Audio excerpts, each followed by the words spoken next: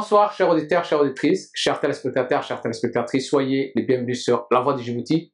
Ce soir, dans notre émission Aide du continent, nous allons parler de la RDC Congo et la guerre dans l'est de la RDC Congo, et pour voir pourquoi cette guerre est invisible à la communauté internationale et pourquoi il y a un tel silence sur ce qui se passe dans l'est du Congo, nous allons voir et nous allons inviter, nous avons le plaisir de recevoir sur La Voix du Djibouti Christophe Rego, journaliste, fondateur et directeur du site Africa Arabia. Bonsoir Christophe. Bonsoir. Christophe, il y a beaucoup de questions qui se posent sur ce qui se passe en RDC Congo et surtout dans l'est de la République démocratique du Congo. Il y a ces derniers temps, on a entendu qu'il y a une guerre qui a fait tomber à une des grandes villes de l'Est du Congo, Congo démocratique, République démocratique du Congo. La question que beaucoup de gens se posent est pourquoi il y a cette guerre et qui sont les protagonistes de cette guerre? Alors en fait, cette guerre, pour comprendre un petit peu son origine, il faut remonter à 1994 en fait, et la fin du génocide des Tutsis au Rwanda. Et c'est un petit peu le point de départ, en tous les cas, de ce conflit actuel qui dure depuis 30 ans. À la fin du génocide, il y a environ 1 million de Hutus, dont beaucoup de responsables du génocide qui ont traversé en fait la frontière du Rwanda pour se retrouver dans le Congo, qui s'appelait Zaïre à l'époque. Ils se sont réfugiés en fait dans l'est du pays. Et en fait, le nouveau pouvoir de Kigali a décidé en 1996 de lancer une traque aux anciens génocidaires, puisque il considérait que en fait ces réfugiés Hutus qui étaient réfugiés donc de l'autre côté de la frontière pouvaient être une menace en fait pour le nouveau Rwanda de Paul Kagame qui donc a mis fin au génocide, mais aussi a pris le pouvoir à Kigali.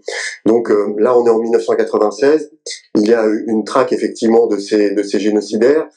C'est la première fois que le Rwanda donc traverse officiellement la frontière au Congo pour intervenir directement. Et en fait, c'est le début de 30 ans de conflit, puisque l'entrée des troupes rwandaises en 1996 crée sur le territoire congolais la création de milices locales qui vont se battre en fait contre cette armée rwandaise. Et aujourd'hui, il y a environ 200 groupes armés à l'est de la République démocratique du Congo. Et cette première intervention rwandaise en RDC, elle met déjà fin au régime du maréchal Mobutu. Elle fait tomber le maréchal Mobutu en 1997. Et ensuite, il y a plusieurs interventions de l'armée rwandaise qui va soutenir plusieurs rébellions. Donc, il y a le RCD, il y a le CNDP, il y a le M23, le fameux M23 dont on parle actuellement, une première version en 2012, et puis le dernier avatar en fait de cette rébellion qui réapparaît en 2021. Donc il faut comprendre que pendant 30 ans, il y a des conflits récurrents, toujours avec des rébellions qui sont soutenues par le Rwanda, qui, une fois qu'il est rentré une première fois en République démocratique du Congo en 1996, n'a plus reconnu et continue de nier en fait son implication. Mais là, on l'a vu effectivement avec ce dernier conflit, il n'y a plus de doute. Voilà, l'armée rwandaise soutient bien cette rébellion donc du M23, avec des revendications, je dirais assez larges. Le Rwanda, qui ne reconnaît pas soutenir cette rébellion, soutient quand même certaines de ses revendications. C'est notamment la neutralisation d'un groupe armé qui s'appelle les FDLR, et qui est un groupe armé qui est composé d'anciens génocidaires donc du génocide de 94, mais aussi qui a un peu irrigué d'autres groupes armés avec ce que dit Kigali, une idéologie génocidaire, une idéologie anti-Tutsi. Et en fait, il y a de l'autre côté le M23, ce groupe armé, qui en fait lui a des revendications beaucoup plus prosaïques, qui est en fait, puisqu'ils sont déjà apparus une première fois, ils ont déjà pris la ville de Goma en 2012, ils avaient signé des accords de paix avec le gouvernement de Kinshasa, mais ces accords de paix n'avaient pas été respectés. Donc voilà, ils sont restés 8 ans, je dirais, en sommeil, et ils se sont réveillés pour redemander des négociations directes avec Kinshasa pour respecter cet accord de paix de 2013. C'est notamment la réintégration dans l'armée, leur transformation dans un mouvement politique. Donc voilà un petit peu. Et donc ce groupe réapparaît en 2021 et en fait très rapidement on se rend compte que l'armée congolaise n'est absolument pas en mesure de freiner l'avancée de cette rébellion. On pourra peut-être essayer d'expliquer pourquoi. Oui, Christophe, ouais. Justement, pourquoi l'armée congolaise est si faible face à ces mouvements qui est M23? Alors, il y a plusieurs causes en fait aux défaillances de l'armée congolaise. Il y a un problème déjà interne d'une armée qui est mal payée, voire pas payée du tout, qui est mal formée, mais qui est surtout gangrénée par une corruption de toute la chaîne de commandement et notamment des officiers de haut rang qui, par exemple, détournent les soldes des militaires, ce qui fait que Félix Tshisekedi lui-même n'est pas forcément en mesure de dire quel est l'effectif de l'armée congolaise, puisqu'il y a des effectifs fictifs, des falsifications d'effectifs, et donc voilà, on ne sait pas exactement combien de soldats se battent au front, et même le président Tshisekedi lui-même avait reconnu il y a 2 ans, si mes souvenirs sont bons, qu'il y avait une sorte de mafia au sein de l'armée congolaise et qu'il fallait faire quelque chose. Mais en fait, ça fait 25 ans que l'on attend la réforme de l'armée congolaise et du secteur de sécurité. Ça fait 25 ans aussi qu'on attend la démobilisation des miliciens, puisque tous ces groupes armés, lorsqu'ils signent des accords de paix avec Kinshasa, en fait, ils signent aussi leur réintégration dans l'armée. Et l'intégration de ces rebelles, de ces nombreux groupes rebelles pendant 30 ans dans l'armée congolaise, a considérablement affaibli cette armée où on retrouve effectivement des soldats qui sont mal formés ou d'anciens rebelles qui ensuite, dès qu'ils ne sont pas contents ou ont des revendications, reprennent les armes, retournent en brousse, recréent un nouveau groupe rebelle. Et c'est pour ça qu'on a actuellement 200 groupes rebelles à l'est de la RDC. Pourtant, Christophe, on dit que l'État congolais a le moyen même de payer des mercenaires à des prix exorbitants, à des salaires exorbitants. D'après BBC, il y aurait plusieurs centaines de mercenaires roumains qui ont été arrêtés par M23 et que lorsque il y a eu enquête, ces gens, en tout cas ces mercenaires, étaient payés aux alentours de $5,000 par mois lorsqu'ils étaient en activité et presque $3,000 lorsqu'ils étaient en congé. Est-ce qu'on peut dire, c'est-à-dire l'État congolais, il a le moyen de payer des sommes faramineuses à des mercenaires, mais de l'autre côté, il n'y a pas de formation, il n'y a pas de moyens pour s'en armer? Alors, moi, je pense que le problème des mercenaires est un petit peu anecdotique, parce qu'en fait, oui, ils étaient une centaine, peut-être un petit peu plus, 200, 300, mais je veux dire, ça ne représente pas grand-chose, même s'ils étaient payés effectivement très très cher, mais ça ne représente pas grand-chose par rapport aux effectifs de l'armée congolaise qui devraient être déployés sur le terrain. Et même si on mettait cette somme dans l'armement ou même dans l'équipement, ça ne changerait pas grand-chose, et ça ne changerait surtout pas le problème de la formation en fait des militaires congolais qui au combat ont des difficultés. Et en fait, si vous employez des mercenaires, les mercenaires en fait sont là pour suppléer, enfin pour aider l'armée régulière à se battre. Si l'armée régulière ne se bat pas, les mercenaires ne servent à rien. Et donc c'est pas spécialement un problème de moyens, enfin en tous les cas de moyens qu'on n'a pas mis au bon endroit. Alors oui, si on les a pas mis au bon endroit, mais ça n'aurait pas changé le vrai problème de fond, qui est le problème de formation. C'est-à-dire que si vous avez une armée qui ne se bat pas, les mercenaires ne servent à rien. D'accord. De l'autre côté, on a l'impression qu'il y a quand même un problème au sein de l'appareil de l'État. On a parlé, il y a beaucoup de gens qui parlent de corruption généralisée au sein de l'appareil de l'État. Le président Tshisekedi avait promis, lorsqu'il arrivait au pouvoir, qu'il allait régler le problème de l'Est du Congo. Qu'en est-il aujourd'hui? Disons que cette promesse, elle est restée vaine parce que, en fait, il n'a jamais trouvé pendant ces 3 ans, hein, le M23 est réapparu fin 2021, donc ça fait un petit peu plus de 3 ans que le M23 a repris les armes et conquiert des territoires régulièrement sans rencontrer une très forte résistance de l'armée congolaise. En fait, le problème de Félix Tshisekedi, c'est qu'il n'a jamais trouvé la bonne solution sécuritaire pour pour freiner et pour arrêter le M23. Il a surtout privilégié la solution militaire alors qu'il n'en avait pas les moyens, et ça c'est un vrai problème. Il n'a pas spécialement privilégié dans un premier temps la solution diplomatique, il n'a commencé à la privilégier qu'une fois qu'il était en difficulté militaire. Mais en fait il a testé plusieurs choses. Il a d'abord il a invité dans un premier temps les soldats ougandais à rentrer en territoire congolais pour lui prêter main forte, et puis ensuite il a aussi noué un accord bilatéral avec le Burundi pour qu'il intervienne pour lui prêter main forte au sud Kivu. Il a ensuite, et ça n'a pas marché, il a ensuite déclaré l'état de siège dans 2 provinces, en Ituri et au nord Kivu, l'état de siège qui permettait de remplacer toutes les autorités civiles par des autorités militaires, et ça a été aussi un échec. Il a après appelé les troupes de l'EAC, de l'East African Community, des troupes régionales pour lui prêter main forte, et là ça n'a pas marché. Il a ensuite appelé les troupes de la SADC qui sont encore présentes, donc des troupes de l'Afrique australe, on retrouve notamment des Sud-Africains.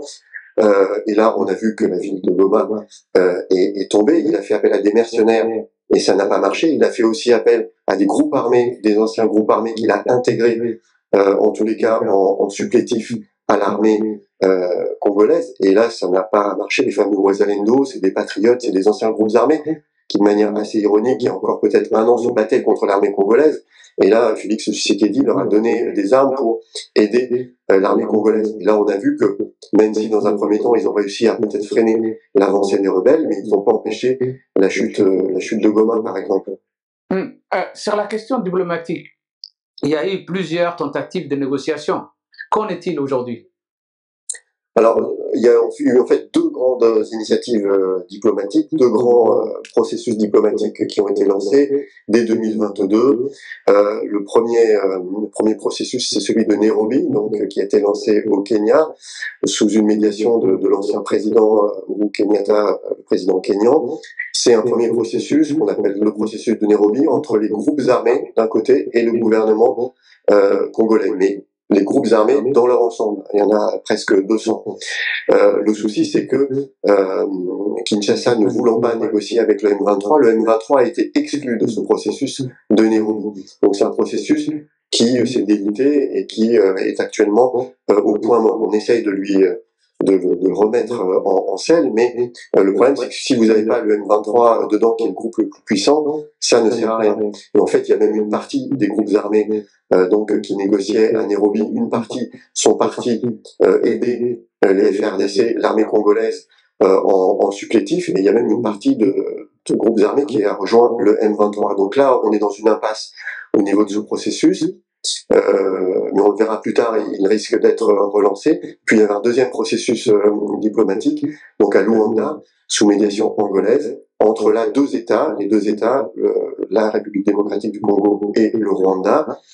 Il y a eu de nombreuses rounds de discussions, il y a eu des cessez-le-feu qui ont été instaurés mais qui n'ont jamais été complètement respectés. Mais au final, avec une pression américaine, mais sous l'administration Biden, les 2 pays ont réussi à se mettre d'accord sur un document qui spécifiait que pour le Rwanda, en fait, c'était eux, ils demandaient la neutralisation des FDLR, ce fameux groupe rebelle Hutu hostile à Kigali. Donc, ils demandaient à Kinshasa de neutraliser ce groupe rebelle, et en échange, Kinshasa obtenait le retrait donc les soldats rwandais du sol congolais et la fin donc du soutien du Rwanda au M23. Sauf que cet accord devait être signé le 15 décembre, il n'a pas pu être signé puisque le président rwandais Paul Kagame ne s'est pas rendu à Luanda puisque il demandait lui qu'il y ait des négociations directes entre M23 et Kinshasa, ce que refuse Félix Tshisekedi. Il considère que c'est une ligne rouge et qu'il n'a pas à négocier avec les terroristes. Le problème, c'est que sans solution militaire, voilà, c'est une ligne que l'on peut tenir lorsque le rapport de force est en votre faveur. Là, le rapport de force est en défaveur de Kinshasa, et donc, pour le moment, il ne reste plus que cette solution diplomatique. Donc, là, à l'heure où on parle, la solution diplomatique de Luanda a l'air d'être un petit peu relancée. Mais aussi le processus de Nairobi, puisque Kinshasa accepterait que le M23 soit réintégré dans ce processus. Ça serait pas un dialogue direct entre le M23 et le gouvernement, mais ça serait un dialogue indirect en passant par le médiateur kényan. Mais là, pour le moment, on est plutôt le M23 à l'avantage militaire. Il conquiert des territoires. Il a pris le contrôle de Goma, il descend actuellement dans le sud Kivu. Rien ne l'arrête complètement, même si l'armée congolaise voilà, opère des contre-offensives, mais rien ne semble l'arrêter pour le moment. Donc on est dans une situation très délicate pour Félix Tshisekedi, où il n'a pas de solution militaire et les solutions diplomatiques ne sont pas encore remises en route, surtout que le M23, lui qui continue d'avoir des victoires militaires, n'a pas intérêt à négocier tant qu'il peut avancer, quoi. On a vu la déclaration du secrétaire général de l'ONU qui avait indiqué qu'il y avait des soldats rwandais qui sont rentrés en RDC. Qu'a fait en fait les MONUSCO? Il y a cette armée des Nations Unies qui est stationnée au RDC Congo. Pourquoi elle n'interviendrait pas? Alors, elle n'intervient pas parce que c'est une force de maintien de la paix qui a un mandat qui n'est pas offensif. Donc, en fait, c'est une force militaire, mais qui sert plus, je dirais, à sécuriser les ONG qui sont sur place, qui viennent notamment en aide aux nombreux réfugiés. Il y a 2,5 millions de déplacés donc au Nord Kivu, rien que dans la province du Nord Kivu. Donc c'est vrai que lorsque les rebelles du M23 et l'armée rwandaise sont entrés dans Goma, ils n'avaient pas la possibilité d'affronter directement cette rébellion. Donc les casques bleus, eh bien voilà, ils ont surtout fait de la logistique et de l'aide humanitaire, mais ils n'avaient pas le mandat pour pouvoir prendre les armes. Il y a eu des manifestations à l'encontre des puissances occidentales, des ambassades des puissances occidentales à Kinshasa. Beaucoup de Congolais accusent l'Occident d'être derrière cette guerre pour des raisons économiques, minerais, sur l'exploitation du sol congolais. Est-ce que ces accusations sont fondées ou pas?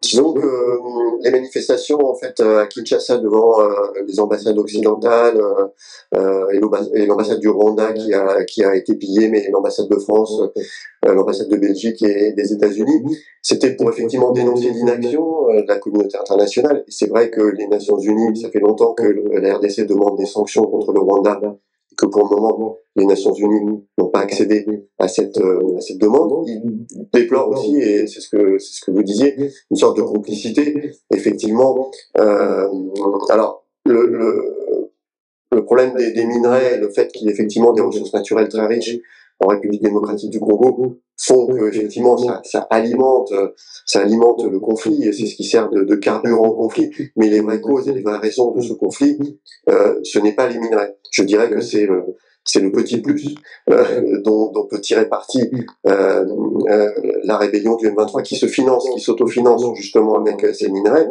Mais je dirais que le conflit il est beaucoup plus large, c'est des conflits, c'est aussi un conflit foncier, un conflit démographique, parce qu'au Rwanda, il y a une démographie, c'est un tout petit pays avec une très forte densité de population. Il y a des problèmes aussi de nationalité à l'Est, qui est congolais, qui n'est pas. Mobutu avait donné la nationalité à ceux qui avaient traversé la frontière, puis il les a repris. Il y a des rivalités régionales aussi entre le Rwanda, l'Ouganda, le Burundi. Puis il y a une faiblesse aussi du gouvernement congolais qui fait qu'il y a ce conflit. Mais effectivement, on peut peut-être dire que la communauté internationale, elle est un peu hésitante à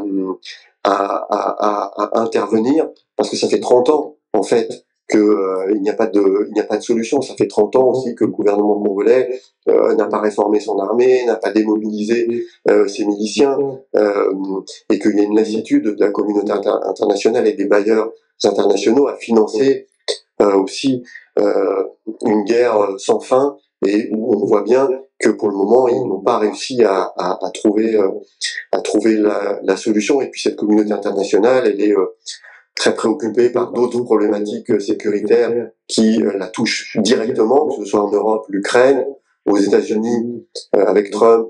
Voilà, il est plus tourné vers le Moyen-Orient, vers l'Iran et même vers la Chine, où c'est pas une guerre directe, mais c'est une guerre commerciale. Donc ce qui se passe dans les Kivu, ça ne menace pas directement les intérêts des puissances occidentaux. Voilà. Et le business se fait toujours, parce que ce qu'il faut savoir, c'est qu'effectivement, le M23, actuellement, contrôle, par exemple, la plus grande mine de coltan d'Afrique, qui se trouve en République démocratique du Congo, à Rubaya. Donc, ils en tirent bénéfice. Mais avant de prendre le contrôle de cette mine, c'était un autre groupe armé congolais qui la contrôlait. Et je veux dire, c'était pas plus...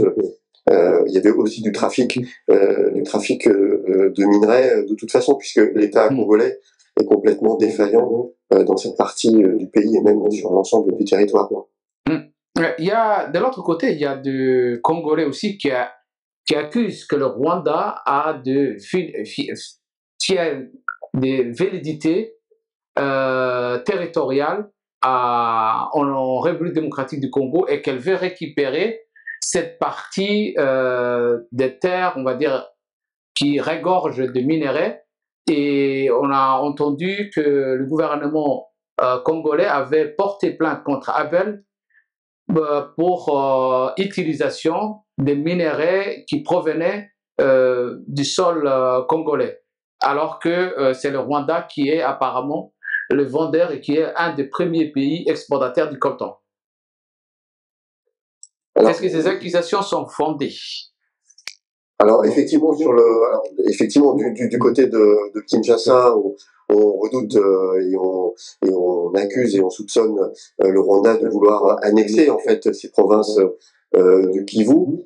Je pense qu'en fait, ça fait 30 ans que le Rwanda a une stratégie de crise permanente en fait dans cette zone, et je dirais que voilà, elle le contrôle déjà un petit peu. Moi, je pense qu'effectivement, une annexion serait un petit peu peut-être compliquée à gérer pour le Rwanda, mais en tous les cas, avoir un groupe rebelle qui soit puissant dans la région et qui administre des territoires, et dont des territoires riches en minerais, ça peut effectivement, et c'est très intéressant pour le Rwanda et pour Paul Kagame, pour deux raisons: des raisons économiques effectivement, parce qu'il peut en retirer des revenus très importants, mais aussi pour des questions de sécurité et puis de leadership régional. Ça lui permet de contrôler cette zone en concurrence avec le Rwanda, avec l'Ouganda, au nord, et avec le Burundi au sud, et de garder la mainmise sur cette zone avec un groupe rebelle qu'il contrôle. Mais c'est vrai que à Kinshasa, on parle de balkanisation et d'annexion et c'est le risque, parce qu'effectivement, là actuellement, quand on regarde une carte, le M23 contrôle une zone très importante du Nord Kivu, qu'aucune rébellion n'a jamais contrôlée jusque-là, et une zone effectivement où on voit qu'il y a beaucoup de minerais et beaucoup de ressources naturelles. Oui, et au niveau de la communauté internationale, même si l'ONU avait indiqué que le Rwanda, des soldats rwandais étaient rentrés sur le territoire de RDC Congo, pourquoi l'Union africaine a sorti un communiqué très tiède à l'encontre à cette situation, à cette guerre? Alors c'est une vraie question, parce qu'autant il y a une impuissance et une sorte d'apathie et d'inaction des Nations Unies, autant on aurait pu se dire que effectivement côté africain, il aurait pu y avoir une entente sur le problème des Grands Lacs. Sauf qu'en fait, vous avez dans l'Union africaine d'importantes rivalités régionales dans cette région, et vous avez effectivement l'Ouganda, le Rwanda et le Burundi qui sont tous à couteau tiré, chacun qui est dans des institutions régionales, que ce soit l'EAC ou la SADC, différentes, avec des intérêts différents, et donc vous avez effectivement certains pays qui, voyant une République démocratique du Congo très affaiblie et qui n'est pas fiable, se disent qu'ils ont peut-être intérêt à être du côté du Rwanda. Mais effectivement, il n'y a pas de solidarité en fait à l'Union africaine. Et alors, c'est pas que sur le problème de la RDC, mais c'est aussi sur énormément de dossiers. Hein. On se rend compte que chaque pays défend ses propres intérêts, et a du mal des fois à se caler sur des intérêts communs. Mais c'est vrai que vous avez par exemple l'EAC, l'East African Community, vous avez le Rwanda qui est effectivement dont le Rwanda est membre, et effectivement quand les troupes de l'EAC sont intervenues en République démocratique du Congo, elles ont été accusées par les Congolais plutôt de favoriser le M23, de créer des zones tampons qui faisaient en sorte que le M23 pouvait s'installer un petit peu plus durablement et voilà, installer des bases sans qu'il soit attaqué par l'armée congolaise. Donc c'est vrai qu'il y a une vraie méfiance aussi du point de vue de Kigali, de Kinshasa par exemple, sur l'EAC. Il y a plus de confiance du côté de la SADC, où l'Afrique du Sud est plus engagée, aux côtés de Kinshasa. Le Burundi aussi est plus engagé aux côtés de Kinshasa, et l'Angola là qui joue le rôle un petit peu de médiateur, donc qui peut pas engager des troupes sur le terrain, mais qui serait plutôt favorable en tous les cas à Félix Tshisekedi. Mais il n'y a absolument pas d'unanimité en fait sur ce dossier, même si c'est assez incroyable, puisqu'il y a quand même effectivement violation de l'intégrité territoriale de la République démocratique du Congo par des soldats rwandais. Est-ce que vous avez dit tout à l'heure, cette guerre dure de presque 30 ans. Est-ce qu'il y a des statistiques de nombre de victimes de cette guerre qui est sortie, et en comparaison avec le reste des guerres dans le monde, quel est le niveau de morts des victimes pour cette guerre? Alors c'est très difficile à dire, et ça dépend en fait de quoi est-ce que l'on parle. On parle de entre 3 et 6 millions, mais le chiffre est pas. Il y a plusieurs écoles, et c'est vrai que quand on parle de millions de morts en République démocratique du Congo, ce ne sont pas en fait des morts directes des combats, mais ce sont aussi une comptabilité de morts indirectes, de déplacés qui vivent dans des camps, dans des conditions dramatiques. Extrême. Et voilà. Et donc c'est un petit peu compliqué, c'est-à-dire qu'on est dans un conflit où je dirais que heureusement il n'y a pas en fait tant de morts que ça là avec le M23. Alors là, avec la prise de Goma, je pense que les chiffres vont vraiment s'affoler. On parle là de 700 morts pour le moment, mais ils sont très largement sous-estimés. Ça sera beaucoup plus, et ça sera assez important. Mais jusque là, on n'a pas non plus, puisque les combats sont dans des montagnes, et donc on n'est pas dans des milieux urbains, on n'est pas dans des nombres de morts directs, mais par contre on est dans un nombre de déplacés qui est effectivement très important, et qui met des millions de personnes dans des situations sanitaires et humanitaires qui sont catastrophiques. Mais en tous les cas, voilà, on est sur. Là, actuellement, il y a presque 6 millions de déplacés en République démocratique du Congo, parce que si on compte voilà toutes les zones instables, c'est très important. Je crois que c'est le deuxième nombre de déplacés internes, après je crois le Soudan. Voilà, et après vous avez la Syrie, donc c'est vraiment un conflit majeur en termes humanitaires, mais effectivement, médiatiquement, c'est un conflit qui passe un peu sous les radars, puisqu'il n'y a pas d'impact direct pour que ce soit en Europe, et même que ce soit dans la région, parce que En fait, c'est pour le moment, c'est pas un conflit qui déborde d'un point de vue régional. Il va falloir surveiller ça parce que il peut y avoir entre l'Ouganda, le Rwanda et le Burundi un embrasement qui pourrait être régional. Merci Christophe. Merci Christophe avec vous pour ces éclaircissements et merci encore d'avoir accepté notre invitation. Nous clôturons notre émission de ce soir sur ce point. Merci encore et nous vous donnons rendez-vous à une prochaine émission sur l'œil du continent. Merci.